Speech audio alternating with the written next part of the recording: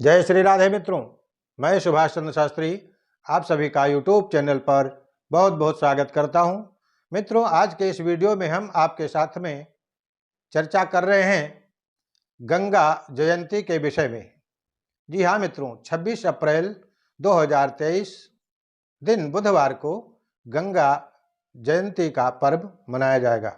गंगा जयंती का महत्व क्या होता है, इस दिन क्या करना चाहिए और क्यों करना चाहिए। शास्त्रों के मतानुसार श्री गंगा जी हम सभी मानव जाति के लिए परम मोक्षदायिनी, कल्याणकारिणी एवं पापहारिणी है।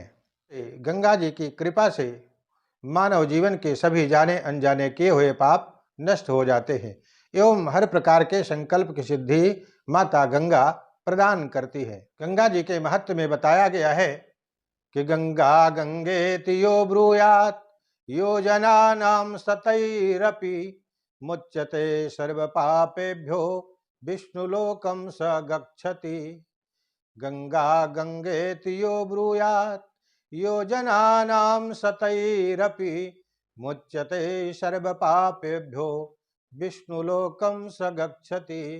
अर्थात गंगा जी से कोई व्यक्ति अगर 100 योजन दूर पर भी है और गंगा गंगा नाम का स्मरण कर लेता है, पुकार लेता है, तो उसके भी हर प्रकार के पाप नष्ट हो जाते हैं और मरणोपरांत वह भी विष्णुलोक का गामी हो जाता है, अर्थात विष्णु पद की प्राप्ति हो जाती है, मोक्ष की प्राप्ति हो जाती है। इतना बड़ा महत्व है श्री गंगा जी का।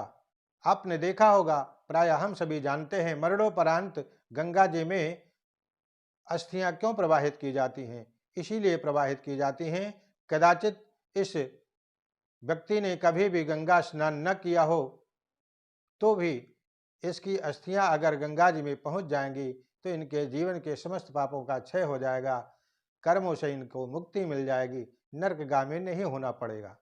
इसी भावना से, इसी कामना से हम सभी अपने पूर्वजों की अस्थियां लेकर के गंगा जी में प्रवाहित करते हैं। श्री गंगा जयंती वैशाख शुक्ल पक्ष की सप्तमी को मनाई जाती है। मान्यता है कि इसी दिन श्री गंगा जी की उत्पत्ति हुई थी, अर्थात पृथ्वी लोक पर माता गंगा का पुनर्जन्म हुआ था। धर्म सिंधु में आया है कि वैशाख शुक्ल सप्तम्याम गंगोत्पत्ति तस्याम मध्यान्ह व्यापिन्याम गंगा पूजनम कार्यम दिनद्वये तद व्याप्तौ पूर्वा। अर्थात शास्त्र के मतानुसार सप्तमी तिथि मध्यान्ह बेला में हो, उस दिन गंगा सप्तमी, गंगा जयंती मनाई जाती है और मनाना चाहिए। कदाचित ऐसा भी होता है कि सप्तमी तिथि आज भी है और कल भी है। जैसे इस बार 26 तारीख को एवं 27 तारीख को दोनों ही दिन सप्तमी तिथि प्राप्त होगी और दोनों ही मध्यान्ह व्यापिनी होगी। तो ऐसी स्थिति में अगर 2 दिन यह तिथि रहे और मध्यान्ह व्यापिनी रहे तो पहले ही दिन इस उत्सव को मनाना श्रेयस्कर माना जाएगा। इसीलिए इस वर्ष वैशाख शुक्ल पक्ष की सप्तमी तिथि 26 व 27 अप्रैल दोनों दिन मध्यान्ह में व्याप्त रहेगी। अतः यह पर्व 26 अप्रैल को मनाया जाएगा। 26 अप्रैल और 27 अप्रैल को हरिद्वार में मध्याह्न का समय लगभग 10:57 से 1:42 तक रहेगा। इस बीच में गंगा के पूजन का विशेष महत्व है। श्री गंगा जयंती के दिन गंगा स्नान करना, स्वच्छ वस्त्र धारण करना, साथ ही साथ अन्न, वस्त्र, यथाशक्ति धन इत्यादि का दान करना, पितरों के निमित्त तर्पण करना, गंगा जी की आरती करना बड़ा ही शुभ माना गया है। गंगा की उत्पत्ति से संबंधित छोटी सी कथानक मैं आप लोगों को बता रहा हूं। यद्यपि बहुत विस्तार में ये सारी कथाएं हैं, लेकिन मान्यता है कि वैशाख शुक्ल पक्ष के सप्तमी के दिन भगवती गंगा धरती पर पुनर्जन्म लेकर के पधारी थी। भगवान श्री राम के पूर्वज इक्ष्वाकु वंशी महाराजा भगीरथ के कठोर तपस्या के प्रभाव से गंगा जी धरती पर आए। जिस समय भगवान वामन अवतार लेकर के आए और 3 पग में सारे भूमंडल को, सारे ब्रह्मांड को जब नाप लिया उस समय दूसरा चरण ब्रह्मलोक में भगवान विष्णु का गया तो ब्रह्मा जी ने भगवान के चरणों को जल्दी से धो करके अपने कमंडल में रख लिया और वही भगवान के चरणों से निकली हुई गंगा ब्रह्मा के कमंडल में समाई। महाराज सगर के 60,000 पुत्र मुनि कपिल के श्राप के कारण जल करके भस्म हो गए थे। इनके वंश में आगे कई लोगों ने गंगा जी को लाने का बड़ा ही प्रयास किया, बड़ी तपस्या की, जीवन समाप्त हो गया, लेकिन गंगा जी को प्रसन्न नहीं कर पाए। तदुपरांत महाराज भगीरथ सर्वप्रथम ब्रह्मा जी की तपस्या करने लगे, क्योंकि गंगा जी तो ब्रह्मा जी के पास थी।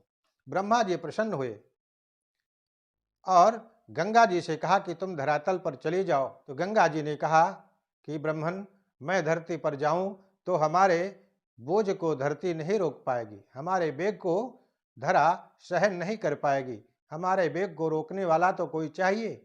ब्रह्मा जी की सलाह से, ब्रह्मा जी के कहने से फिर महाराज भगीरथ ने भोलेनाथ की, भगवान शिव की बड़ी घनघोर तपस्या की।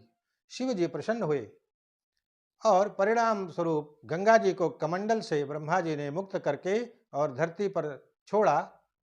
गंगा के वेग को रोकने के लिए, इनके मन के अहंकार को मिटाने के लिए शिव जी ने अपनी जटाएं खोल दी और अपनी जटाओं में ही गंगा के वेग को समेट लिया। भगवान भोलेनाथ की पुनः तपस्या की महाराज भगीरथ ने।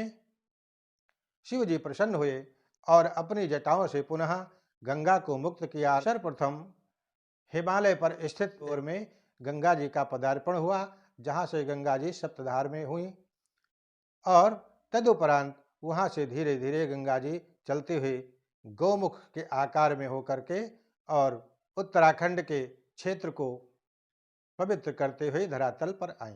इस प्रकार से गंगा जी का अवतरण धरती पर हुआ और वह दिन वैशाख मास के शुक्ल पक्ष की सप्तमी का ही था। इसीलिए वैशाख शुक्ल पक्ष की सप्तमी को श्री गंगा जयंती के रूप में मनाया जाता है। गंगा जी के पूजन, स्नान व दान का इस दिन विशेष महत्व है। कल कल निनादिनी गंगा जी में डुबकी लगाने से, पवित्र मन से प्रार्थना करने से समस्त पापों का एवं समस्त ताप का क्षय होता है, पुण्य का उदय होता है। अगर आप गंगा के घाट पर उपस्थित हैं तो मध्याह्न काल में गंगा जी का दूध, अक्षत, पुष्प, धूप आदि से पूजन करें एवं सायंकालीन आरती का दर्शन करें, स्वतः भी आरती उतारें। ऐसा करने से आपको महान पुण्य की प्राप्ति होती है। गंगा जी में या किसी भी पवित्र तीर्थ में एकाएक जाकर के जल में कूद करके डुबकी नहीं लगाना चाहिए, उसका भी विधान है। अगर आप सम्यक विधि से स्नान करते हैं तो आपके स्नान का फल पूर्ण रूप से आपको प्राप्त होता है। आप गंगा जी में स्नान के लिए पधारे हैं तो सर्वप्रथम गंगा जी के घाट पर जाएं, जूते चप्पल दूर उतार करके और जल के समीप जा करके जल को लेकर के पहले अपने ऊपर छिड़काव करें। जल छिड़कने के बाद पवित्रीकरण करके 3 बार अपने नेत्रों में, मस्तक में लगाए गंगा जी का आदर करें। पुनः सीधे हाथ में जल लेकर के और 3 बार गंगा के जल का पान कर लें, अर्थात आचमन कर लें उस जल का। और उस जल को आचमन करते हुए मन ही मन या बोल करके इस प्रकार से प्रार्थना करें। मंत्र कुछ इस प्रकार है: ओम नमो भगवती हेले हेले मेले मेले पावय पावय स्वाहा। ओम नमो भगवती हेले हेले मेले मेले पावय पावय स्वाहा। इस प्रकार मंत्र पढ़ करके आप प्रार्थना पूर्वक जल का पान करते हैं कि हे गंगे, आपके इस जल से हमारा सारा पाप नष्ट हो जाए, हमारा यह शरीर, हमारा मन, बुद्धि सब कुछ पवित्र हो जाए। उसके बाद में स्नान करें। स्नान के बाद में फिर गंगा जी में दुग्ध, अक्षत, पुष्प, नारियल, धूप दीप समर्पित करें एवं पुनः प्रार्थना करें गंगा मैया से कि गांगम वारि मनोहारि मुरारि चरणाच्युतम त्रिपुरारि शिरश्चारि पापहारि पुनातु माम। गांगम वारि मनोहारि मुरारि चरणाच्युतम त्रिपुरारि शिरश्चारि पापहारि पुनातु माम। हे गंगे मैया, आप पाप का हरण करने वाली हैं। हे माता, आप अपने प्रभाव से, अपनी कृपा से हमें भी निष्पाप बना दें, पवित्र कर दें। इस प्रकार से प्रार्थना करें। गंगा के पूजन का समय 10:41 से 12:45 तक, तदुपरांत अपराह्न 30:36 से सायंकाल 6:52 तक रहेगा। विशेष समय इस बीच में आप पूजन करते हैं तो अति उत्तम है, अन्यथा सारा दिन ही गंगा में स्नान एवं पूजन के लिए श्रेयस्कर ही रहता है।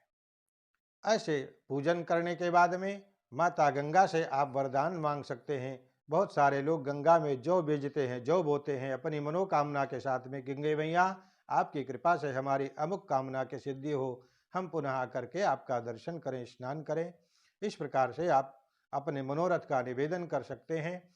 अनाथों की जितनी हो सकती है आपसे सहायता करें और इसमें सत्तू, फल, गुड़, वस्त्र आदि का दान करना, गंगा में खीर का भोग लगाना, ये सब विशेष फलदायी रहेगा। तो मित्रों, श्री गंगा जयंती के अवसर पर आपको क्या करना चाहिए, किस प्रकार करना चाहिए, इस विषय में हमने कुछ बातें आपसे शेयर की हैं। हमें आशा है आपको अच्छा लगेगा और आप इसका अनुकरण भी करेंगे। तो मित्रों, आप हमारे इस वीडियो को औरों तक शेयर कर दें एवं हमारे चैनल को सब्सक्राइब अवश्य करें। जय श्री राधे।